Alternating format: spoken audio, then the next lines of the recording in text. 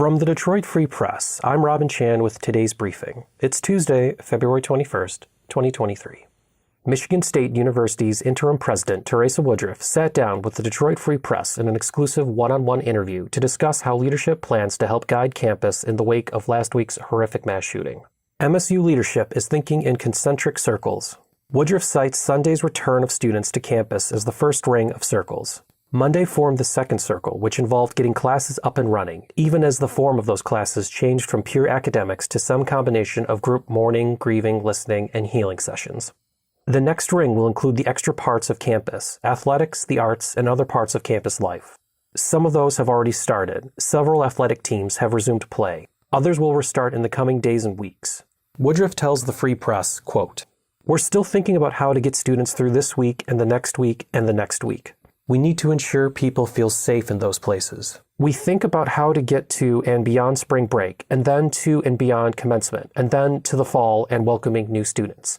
End quote. For more on this story, you can find David Jesse's article on freep.com by searching MSU President's Focus. For the Detroit Free Press, this is Georgia Kovanis. New government data shows the number of drug overdose deaths in Michigan declined 6.2% during the 12 months ending September 2022, and that the national increase during that same time frame was a slight 1.2%. While the numbers provided by the U.S. Centers for Disease Control and Prevention are estimates, they offer perhaps a slight glimmer of hope in the overdose crisis that claimed more than 106 people across the country in 2021, including nearly 4,000 in Michigan. Experts say increased availability of Narcan and other harm reduction supplies may be partly responsible for the slowing of the overdose deaths. But drugs are unpredictable. Fentanyl, which is mixed into street drugs, is driving overdose deaths, and it's possible something will replace it as America's deadliest drug. This is Phoebe Wall-Howard, an automotive reporter at the Detroit Free Press. Ford Motor Company has stopped production of the F-150 Lightning, its all-electric pickup truck, for an estimated 3 weeks and possibly longer. Ford has identified a problem with fire in one of its holding lots in Dearborn.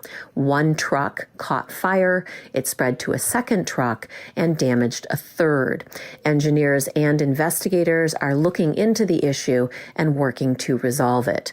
While dealers have vehicles on their lots currently, this just involves trucks that were scheduled for shipping. And again, production is on hold at this time. For more information about the latest involving the F-150 Lightning, please go to freep.com. I'm Kirkland Crawford with the Free Press Sports Department, checking in on the Detroit Red Wings. The Wings are trying to make a push for the playoffs thanks to their recent 5-game winning streak that ended late Saturday night out in Seattle. Tonight, the Wings are in the nation's capital taking on Washington, and they'll have a familiar face for both sides back in the lineup. Jakub Vrana, who's been out for 4 months, first being enrolled in the player assistance program, then waived, then stuck in the minors, should be in the Wings lineup tonight.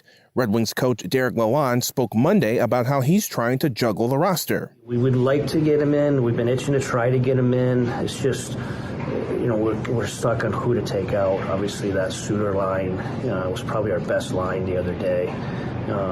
So it's just a matter of, yes, we'd like to get him in. It's just a matter of for who, and I think that's why you saw him repping on 2 different lines quite a bit. So that'll probably be a nighttime, morning decision. The puck drops tonight in Washington just after 7. For more stories from the Detroit Free Press, check out freep.com. That's FREEP.com. Thanks for listening. We'll see you tomorrow.